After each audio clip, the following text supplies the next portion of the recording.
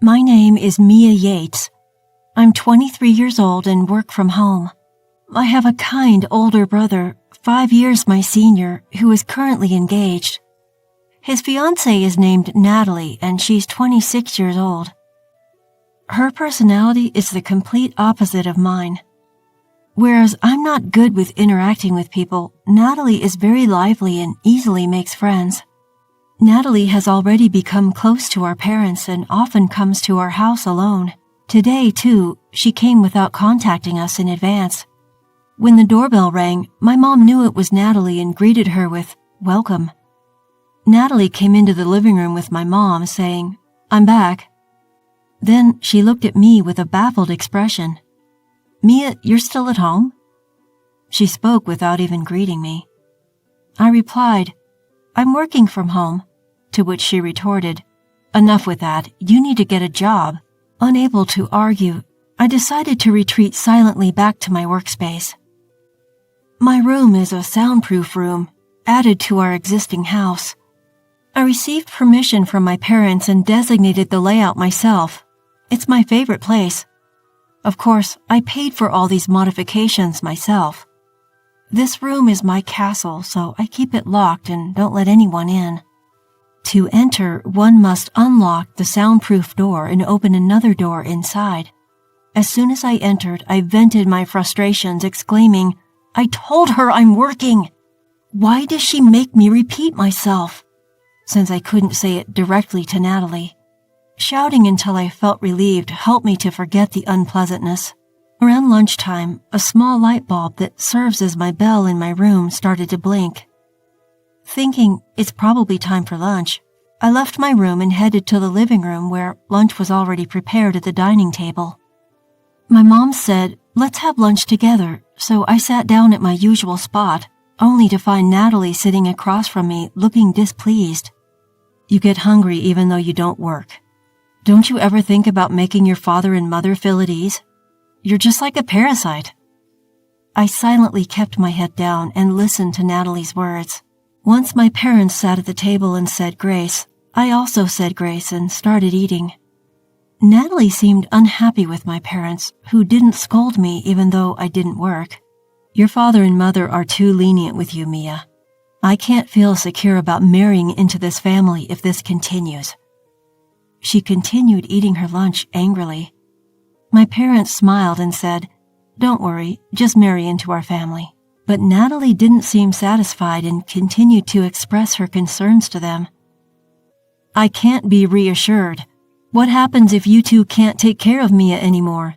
Do you expect me or my future children to look after her?" She assumed I'd be a shut-in for life, leeching off others, so I stopped eating and hung my head low, mentally contradicting her claims. Seeing this, my mother told Natalie, "Mia does work, you know. Don't worry." But Natalie wouldn't stop. At 23, look at her appearance. Braided hair, thick glasses, and always wearing sweats. Who would believe she's working looking like this?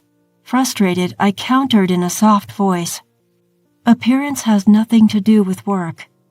This seemed to upset her even more, and she grew angrier. "Well, what kind of job do you do then? Say it," she demanded, glaring at me. I became so scared that I couldn't say anything. It was my mother who answered for me. "Only our family knows about Mia's job. I'm sorry, but we can't discuss it right now." Hearing this, Natalie stood up and stormed off, saying, "So I'm not in this family? Is that it?" I apologized to my parents for causing such a scene. My father reassured me. "Don't worry about it, Mia. Just do what you love," he said with a smile. I lightened my heart and I decided to continue with dinner. Over the meal, I proposed, "After my brother's wedding, I'll make sure I can tell Natalie about my job." My parents seemed to agree and their expressions eased up, saying, "That might be a good idea." After lunch, I started working again once the cleanup was done. In the evening, as usual, I went grocery shopping with my mom while my father tended to the vegetables in our garden, watering and preparing for harvest. When my mom and I returned from the supermarket, we found Natalie in tears in the living room, with my father seated beside her. Worried, my mom asked, "Natalie, what's the matter? Why are you crying so much?" Natalie clung to my mother and sobbed even harder, unable to speak. Seeing the troubled look on my father's face, I asked him what had happened. "I heard a loud noise from inside the house when I was in the garden. I rushed toward the sound." He trailed off, pointing to a crowbar and hammer lying on the table. Instantly, I realized it's my room and ran towards it. When I arrived at the front of my room, the door was badly damaged, as if someone had tried to force it open with a crowbar and a hammer. I was frozen in place, a mix of shock and fear gripping me. Then my father contacted my brother who lived in the company dormitory. Seemed that my brother promised to rush over after his work, so I told my father, "I'll stay in my room until my brother arrives," and decided to calm down in my room.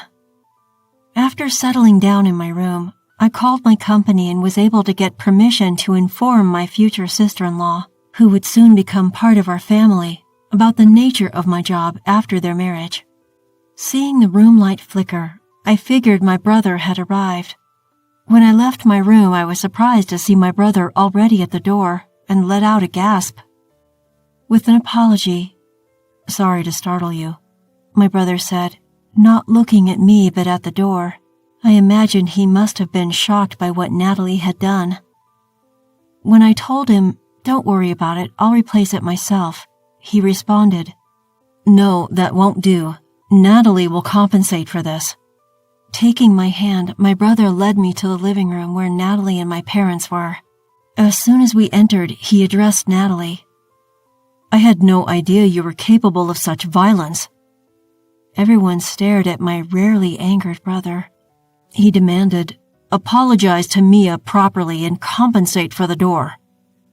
Natalie began to apologize tearfully to my brother, saying, I'm sorry, but my brother snapped, "The apology is not for me," and glared at her fiercely. I told my brother it's okay now, but my brother didn't take his eyes off Natalie. Natalie turned to me, knelt down, and apologized. "I won't do something like this again. I will compensate for it." I accepted her apology and decided to put the incident behind me. But I wanted to know why this had happened, so I asked Natalie. She replied, "I thought if I didn't have a place to hide, I would have to work." Hearing this, I wondered whether I should tell her about the nature of my job before the wedding, which troubled me. However, it would go against company policy, so I decided not to say anything for now. Tense atmosphere between my brother and Natalie bothered me, so I brought out 2 live concert tickets from my room and handed one to each of them. Looking at the tickets, Natalie exclaimed, "These are for Aim's concert," and turned bright red with excitement. She turned to my brother and said, "Let's go." Her face was filled with joy. My brother asked me, "Are you sure? These are hard to get." When I replied, "I happened to get them.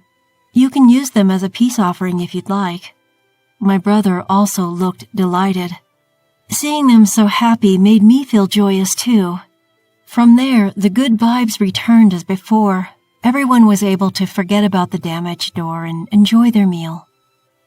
On the day of the live concert, while I was out, it appears that Natalie had excitedly visited my house to express her gratitude to me.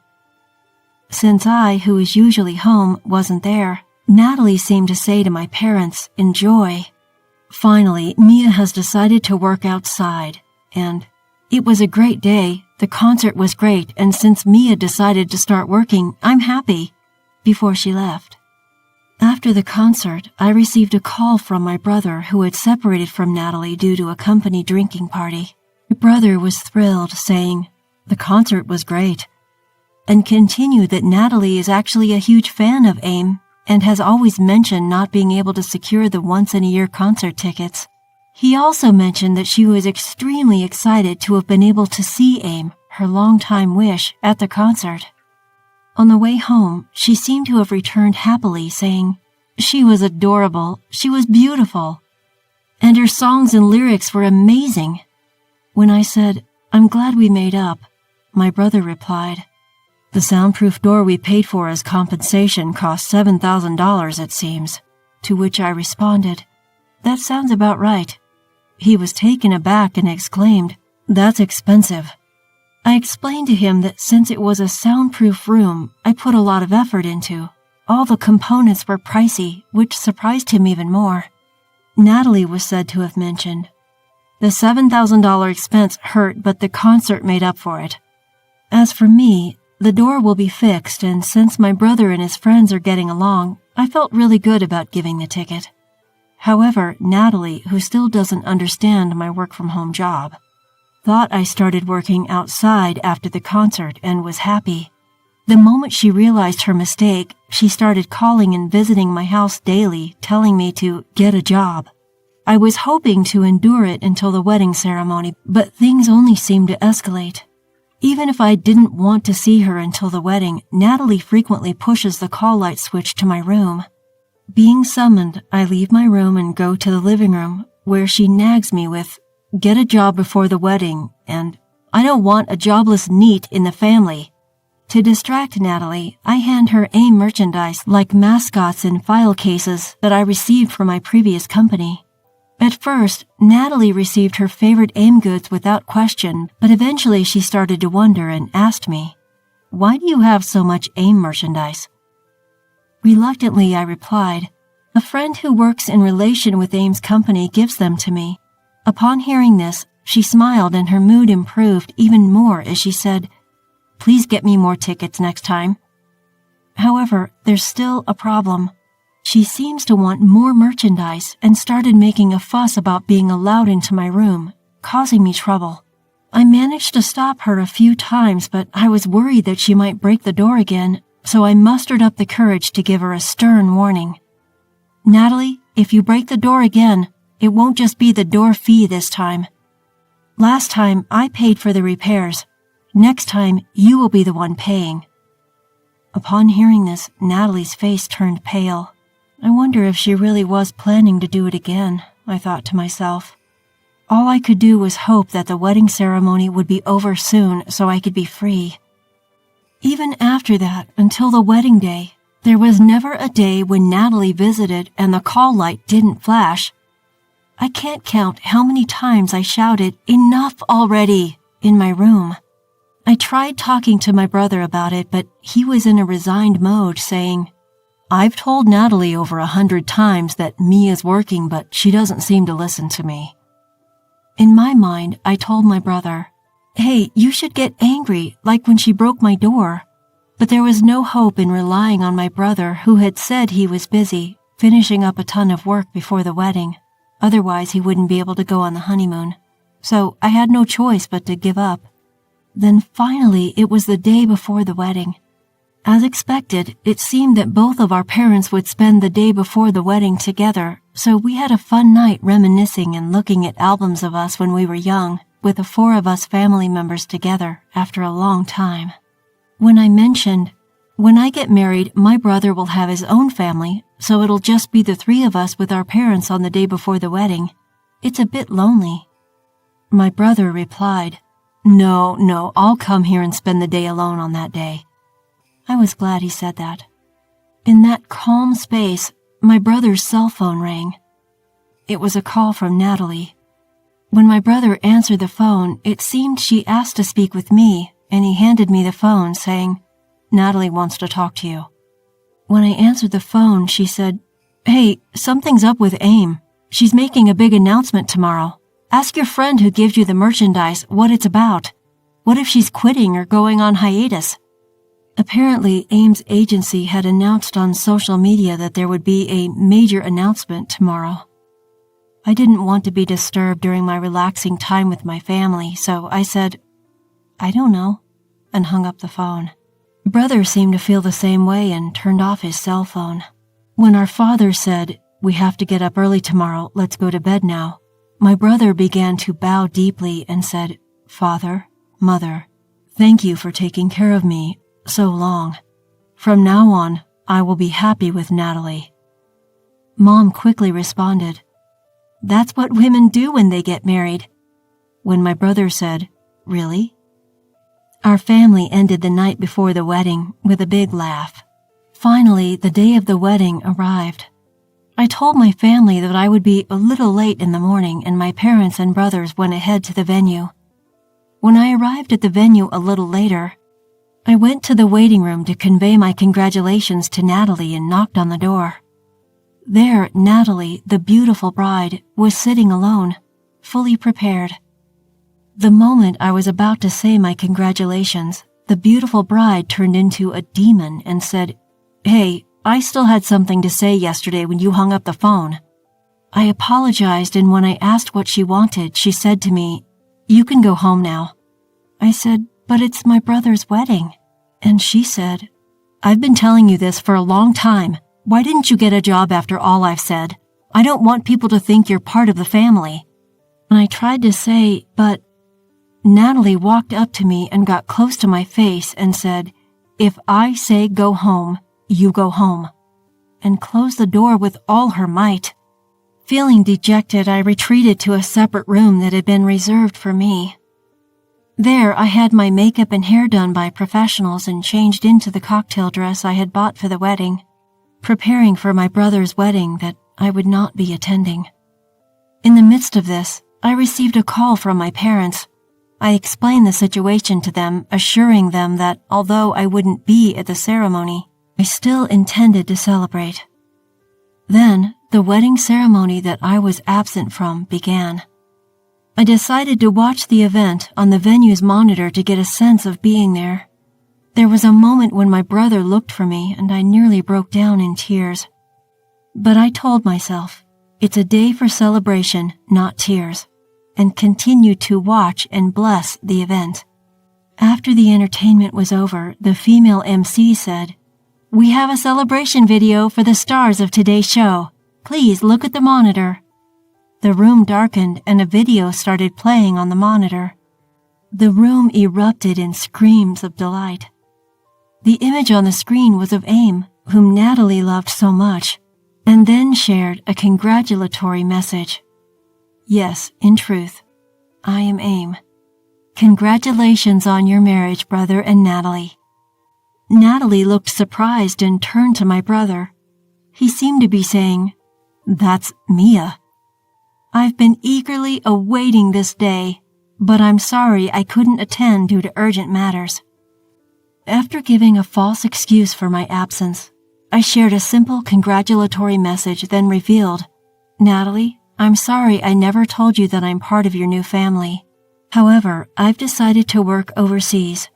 We probably won't see each other in the future, so feel free to pretend we're not family. Oh, and I wasn't a shut-in. I was working in my home studio."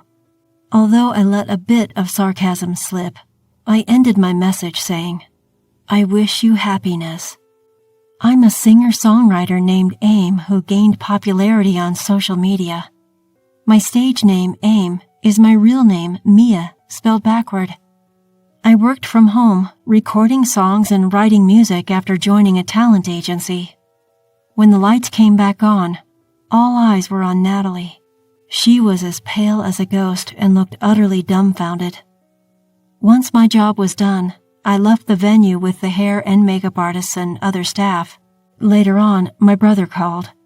Apparently, after we left, Natalie was supposed to thank the guests and see them off, but instead, she was running around the venue looking for me. When she found I had already left, she broke down crying in front of the folding screen. What's more, I heard from friends that she's now known as the bride who isn't considered family by Aim, and my speech from the wedding has gone viral on social media. I heard she regrets what she did and can't even go out in her neighborhood anymore. There's no present for poor people like you. Just go back home.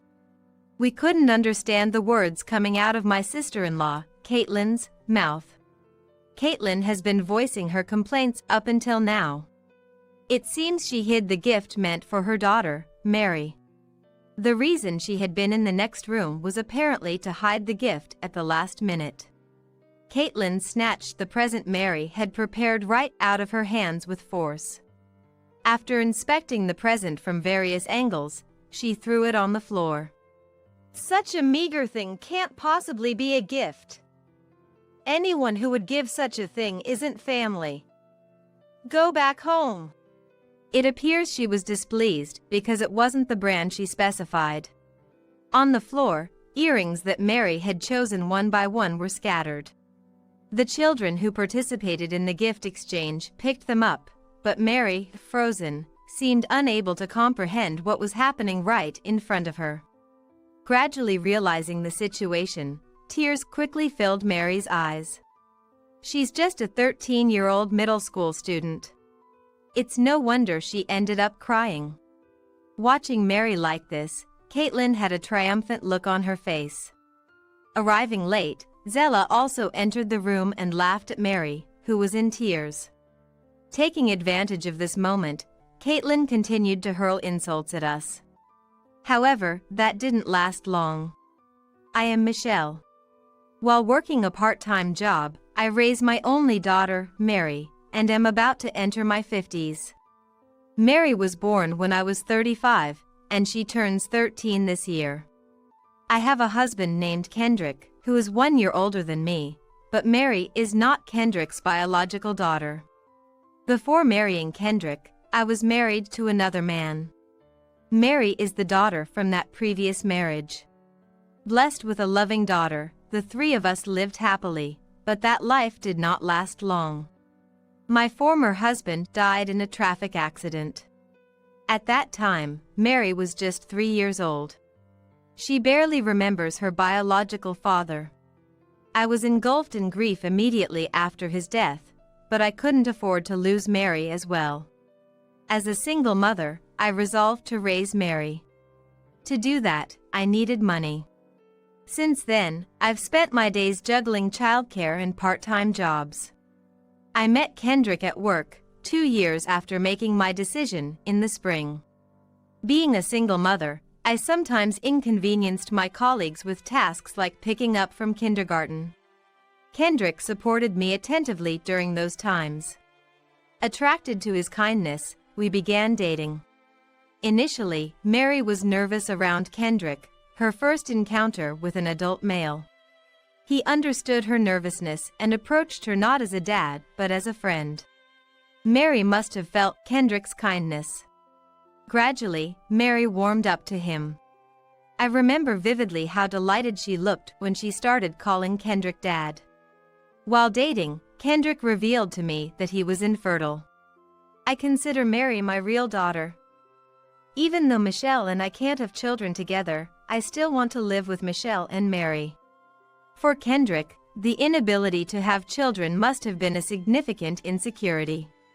However, the fact that he showered Mary with love was unchanged. When Mary fell ill, he rushed to take care of her. For me, Kendrick's infertility was never a reason to part ways. Seeing him treat Mary as his own daughter, I had no choice but to stay with him. He was not only indulgent but also strict when necessary. It was clear he genuinely cared for Mary. We had a serious talk and decided to cherish the happiness we had right in front of us. After opening up, Kendrick became even more caring towards Mary and me. We started living together, and when Mary was 8, we got married. Kendrick's father, John, warmly welcomed our marriage. John adores Mary as if she were his blood-related granddaughter. Mary has also grown fond of John, and we have managed to build a good relationship with him. However, Kendrick's mother, Zella, saw me as a woman who seduced her son for money. Whenever we visited Kendrick's parents, she blamed me for everything. Whether it was missing dishes or a speck of dust, it was always my fault. The list goes on. And it wasn't just Zella who berated me. Kendrick has an older sister named Caitlin, who is 2 years older than him. Caitlin is married and a working mother of 3 daughters, ranging from high school to middle school age. The nieces are all calm in nature, much like their uncle Alex. Since she lived about a 10-minute walk from her in-laws, she often brought the kids over to play. We only go back for summer vacations or Christmas vacations since it takes us about 3 hours by car using the highway. So, we do see Caitlin and her family from time to time. Caitlin is the type who isn't satisfied unless she's number one. She harasses me along with Zella, and she always has to show off her latest designer bag. We're not that well off, so this is the best we can do. My family lives in Chicago, and we're currently in Washington, which is quite a distance away. We don't communicate often, so financial support is not something we can count on. I work a part-time job too, but I don't have the luxury to afford branded goods. Knowing this, she still flaunts it. Caitlin works a part-time job as well, but I guess Alex makes a good income. You can't use off-the-rack clothes and bags. You need to have proper branded ones. Today's outfit cost me about $10,000 in total. Caitlin's children were wearing off-the-rack clothes, so it seems she's satisfied as long as she can dress herself up. I'd rather spend money on making Mary happier than on myself. Our ways of thinking are quite different. I've been getting sick of Zella and Caitlin. It seems Mary doesn't have a very good impression of Zella and Caitlin either. I'm watching videos in my room, and she hides whenever she sees them. I feel sorry for involving Mary in adult conflicts, even though she's still a child. Both of them always have something to say, don't they? I'm sorry. It's always been like this since the past. Remember, Dad and I are always on Michelle's side. Especially John. It seems he has never thought much of Caitlin's bragging since the past. Whenever something happens, John steps in to mediate. Kendrick also seems to have no fond memories of Caitlin from when they were younger, like when she would eat his favorite snacks. Both have grown up, and since Kendrick moved out, he hasn't visited home much. So, there hasn't been much interaction until recently. After marrying me, he would only show up to meet his grandchildren. I hardly ever see him talking with Caitlin. However, Mary and Caitlin's children get along well. It would be a shame to separate the children because of adult circumstances. With the cooperation of Kendrick and John, Caitlin and I have maintained a reasonable distance. Fortunately, she hasn't come to our house so far. If I just endure it a few times a year when we meet, everything will be fine. Once Mary grows up, we'll probably see each other less.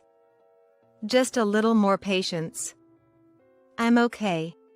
I reassure Kendrick and myself with these words. One day, when the town began to light up with Christmas decorations, we received a message about a Christmas party at the in-laws.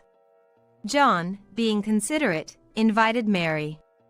It seems Caitlin is the organizer, but John is also helping out. Naturally, Mary wants to go. Mary is only 13 years old. Sending her alone on a 3-hour one-way trip to her grandparents, when she's not even used to taking the school bus, is too risky. On the day of the party, it's Christmas vacation, and both Kendrick and I are off work. We decided to take Mary to the in-laws for the party. Christmas parties usually mean exchanging gifts. We can't afford anything too expensive, but we decided to prepare a gift. Upon hearing this, Caitlin went ahead and specified the gift herself. A gift list was sent along with the invitation. Looking through it, there were items like luxury brand necklaces and cosmetics, things you wouldn't think children would use. Each and every item was over $500. What does she think children's gift exchanges are? I've never seen Caitlin's children wearing branded items. So, this list is probably not what the children want, but what she wants for herself. We ignored the instructions and let Mary choose the gift herself. Mary couldn't decide in one shopping trip, so we went multiple times to buy the present. Each time, the options increased, and I watched Mary happily making her choices. Eventually, she settled on earrings and an eraser, totaling $30 for the gift. Mary was counting down the days to the Christmas party. It's a special occasion, after all. To avoid any disputes, we decided to be as careful as possible. Then the day arrived. Caitlin's children had stayed over the night before to decorate. The luxurious Christmas cake and roast turkey were apparently handmade by John, who used to be a chef. They wanted the children to enjoy themselves, so the adults tried not to gather too much in the room. The in-laws' house has a dining room next to the living room, with a small room at the back that used to be Kendrick's childhood room. While the Christmas party was happening in the living room, the adults were swapping drinks in the dining room. Alex couldn't attend because he was busy with work. You could hear the lively voices from the living room in the dining area. The adults were making small talk, sounding cheerful. Caitlin probably didn't want to see me. She was in the room when there were luxurious meals, but now she's nowhere to be found. I didn't want to confront her either, so it worked out. As the party was winding down, it was time for the gift exchange. "I want you to take my present," Mary said, holding out the gifts to her cousins with both hands. They seemed happy to accept the presents. It was Caitlin who had made the list of gifts, not her daughters. It's a gift meant for children. Letting the actual children choose was the right decision. The exchange was done in an old-fashioned way, with music playing, and whoever had the item when the music stopped would keep it. Caitlin's children were puzzled because there weren't enough presents, even though they had prepared one each. I was roped into searching for the missing present. Half-eaten snacks and toys used for playing were scattered on the floor. It must have gotten lost somewhere. However, searching the room, one gift was still missing. Could it have been accidentally thrown away? Just then, Caitlin, who had been out of sight, walked into the living room. Seeing Mary, Caitlin suddenly started yelling, "There's no present for a poor person. Just go home." We couldn't understand what Caitlin was saying. She was voicing her grievances until now. Apparently, Caitlin had hidden the present meant for Mary. She had been in the next room until now, presumably to hide the gift at the last minute. Caitlin forcefully took the present from Mary's hands. After inspecting the present from various angles, she threw it on the floor. "Such a poor thing can't possibly be a present. Someone who gives this isn't family. Go home." She must have been upset it wasn't the branded item she had specified. Earrings selected by Mary were scattered on the floor. The children were picking them up, but Mary, seemingly unable to comprehend what had happened, froze. Tears began to form in Mary's eyes as she slowly grasped the situation. She's only a 13-year-old middle schooler. It's understandable she would start to cry. Seeing this, Caitlin had a look of triumph. Zella entered the room late and laughed at Mary, who was in tears. Taking advantage of the situation, Caitlin continued to berate us. But it didn't last long. "You're the one who should leave, Caitlin." John rushed in from the dining room next door. While wiping Mary's tears, he started yelling at Caitlin. John is usually mild-mannered, and I've never seen him angry or irritated. But now, he was shouting with a look that could scare the devil himself. Not just Caitlin, but Zella, who had been mocking along with her, was silenced. "Dad, did you hear everything? I was the only one looking for the present with the children. John is not good with alcohol, so they must have thought he wasn't watching." John and Kendrick had seen everything. In fact, only Zella and Caitlin were drinking alcohol. John and Kendrick were drinking non-alcoholic beer. While I was scrambling to find the present, Kendrick had been telling John that Caitlin had demanded brand name items.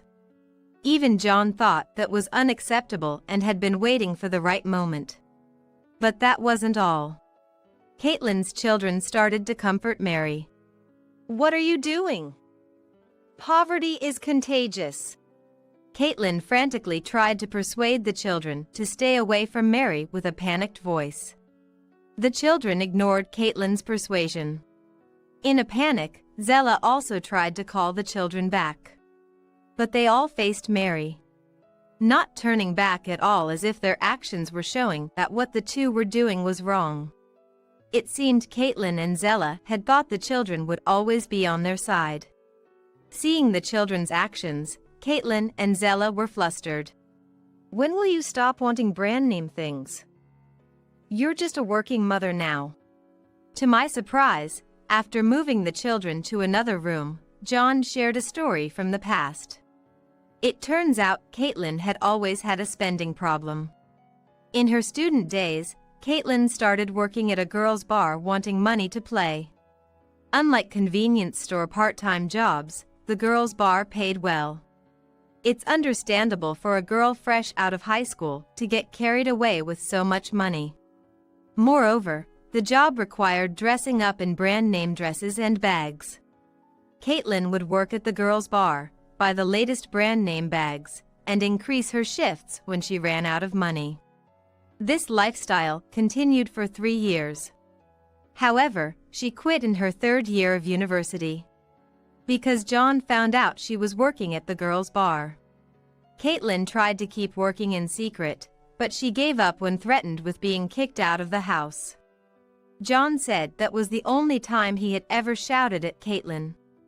After quitting, she worked as a supermarket cashier and eventually became an office worker at a general company, where she met and married Alex, then quit her job. Even after quitting, she couldn't escape the lifestyle of buying brand name items. Alex frequently scolded her for it. "If you can't buy it yourself, it means it's not suitable for you. Don't make others buy it for you." The gifts she demanded from us were all things Caitlin wanted to buy. "What's wrong with that? Isn't that what presents are for?" Caitlin retorted, gasping for breath. "Caitlin, you're living on your part-time income now, right? How can you afford so many brand name items?" I'm just increasing my shifts. I bought everything with my own part-time income." She hesitated a bit, as if hit where it hurts. John didn't miss that hesitation. "Then what's this?" John pulled out his mobile phone and showed us a screen. It displayed the total amount of debt from a private financial institution. "Why do you have this?" "I saw it in Zella's room. There's no better proof than this." Caitlin fell silent and looked down. The atmosphere was no longer that of a Christmas party. That day ended with us being told we were better off leaving. For the children, it probably became a Christmas they'd rather forget. We bought Mary's favorite stuffed animal on the way home and decided to have a family party of our own. 3 months later, John contacted us. Caitlin had gotten a divorce. Alex hadn't known about the debts. He panicked and conducted a personal investigation after learning about them through John. Shockingly, Caitlin had canceled the children's educational insurance and spent all the money on brand name items. Alex couldn't forgive her and chose divorce. Caitlin, taking Zella with her, stormed into Alex's parents' house. However, that backfired, and she was disowned. Since that Christmas, the children had also distanced themselves from Caitlin. Fortunately, they were all over 15 and chose to live with their father, Alex. Caitlin is now facing claims for alimony and child support in the divorce proceedings from Alex. Although the payments are in arrears, Alex isn't struggling with childcare finances because of his earnings. However, raising 3 children alone as a man is quite challenging. He had been busy with work even when he was married, often leaving the house empty. That's why he couldn't attend the Christmas party. "Should I help with everyone's studies? I'm currently researching online courses at work, so it would be perfect." Kendrick has always loved children. His nieces were fond of him too, and he would sometimes teach them when they were at his in-laws. He owed it to them for defending Mary. Officially requested by Alex, Kendrick began to occasionally oversee his niece's studies online. "Even though it's been half a year since the divorce, I still get snide messages from Caitlin every now and then. On the other hand, Caitlin continued to blame Kendrick and her nieces. I raised them. What ungrateful daughters! I raised them with kindness. They'll surely regret this. Divorce is out of the question. After the divorce, Caitlin apparently returned to her parents' home. Since then, Zella has always sided with Caitlin, no matter what, despite her volatile temper. John began to question Zella's behavior.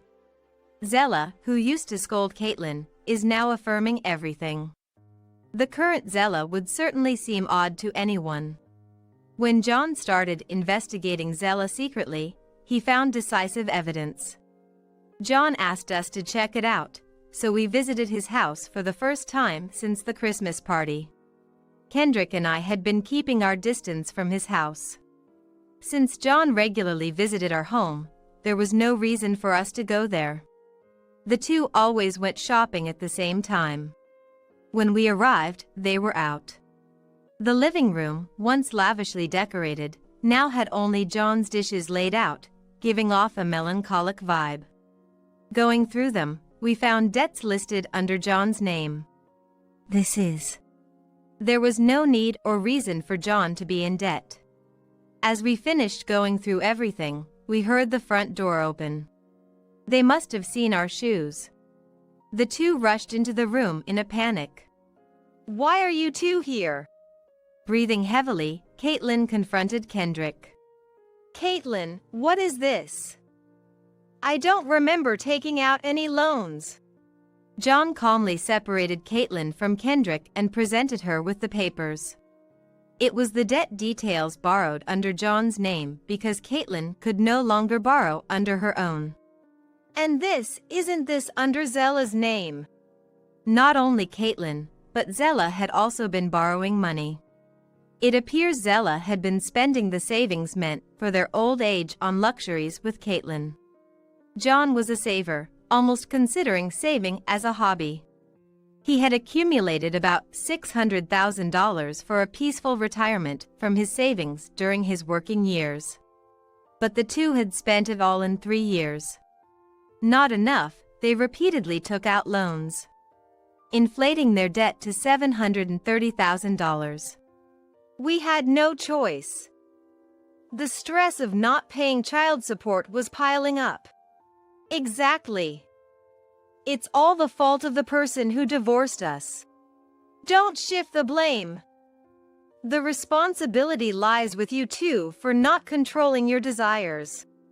Caitlin and Zella continued with their unseemly excuses, blaming Alex, the daughters, John. Where did they get the idea to blame others? John refuted all their arguments with sound reasoning, and finally, the two fell silent. As if to end everything, John presented the divorce papers. Marrying you was the shame of my life. Caitlin is not my daughter. Seeing the divorce papers filled out in John's section, Zella began to apologize frantically. While crying, Zella started a deep apology. Yet, Caitlin just looked on, offering no apology. Zella started urging Caitlin to apologize too, but Caitlin, unwilling to apologize, argued back. With nothing left to say, John left the scene. What are you doing standing around? Go bring Dad back. After John left, Caitlin began to panic. Everything had been just talk, and she hadn't expected any action. Now you're trying to ingratiate yourselves with us? After everything you've done? Please, don't involve us anymore. Staying any longer wouldn't do any good. We also left the in-laws' house. That night, while relaxing in the living room, the doorbell rang. It was past 10 p.m. An unreasonable time for a visitor. At the door stood Caitlin. Kendrick said he would handle it, so I watched from the living room. What do you want at this hour? For a brother without seeds, you're awfully cheeky. Just let me in already. Apparently, after we left, Caitlin and Zella had an unprecedented fight. and Caitlin was kicked out of the house. She tried going to Alex's, but was, of course, turned away. Unwilling to spend money on a hotel, she came to our place intending to crash. "This is a joke. Leave now or I'm calling the police. We're family, aren't we? Just let me in already." Ignoring Kendrick's warnings, she continued to cause a scene loudly. Even when warned about disturbing the neighbors, Caitlin only became more agitated. With no sign of her leaving, we did as we said and called the police to have Caitlin removed. "Why should you two be happy? I will never forgive you." As she was being taken away by the police, she spat out those parting words. Kendrick, Alex, and I had all tried to reach out to Caitlin at first. She had destroyed all of that herself. Approaching 50, Caitlin likely won't change her personality now. Having lost money and family, she can't accept that she's reached a point of no return. Later, we received a thank you call from John, along with a report on the two. Apparently, Zella and Caitlin had been blaming each other. Eventually, they became estranged from each other. Both burdened with debts in their own names, they're living in poverty. Zella paid the compensation money for the divorce lawsuit to John immediately, but she didn't have the means to come up with such a large sum instantly. She must have taken on new debts to make the repayment. Fortunately, the debts taken out in John's name could be covered by the compensation money. John has rented a new place and is working as a taxi driver, saving for his retirement. His granddaughters continue to visit him, even after the divorce. Despite everything, they still cherish John, who is filled with gratitude for their affection. And on another Christmas day, at John's new home, Mary and the children exchanged presents. They had chosen themselves. No brand name items, but presents that brought smiles to the children's faces are the best. Do branded goods and large sums of money that are not suitable for you change a person's personality so much? This incident made me rethink the value of money. Mary still spends time happily with her cousins, silently ensuring they don't follow in Caitlin's footsteps.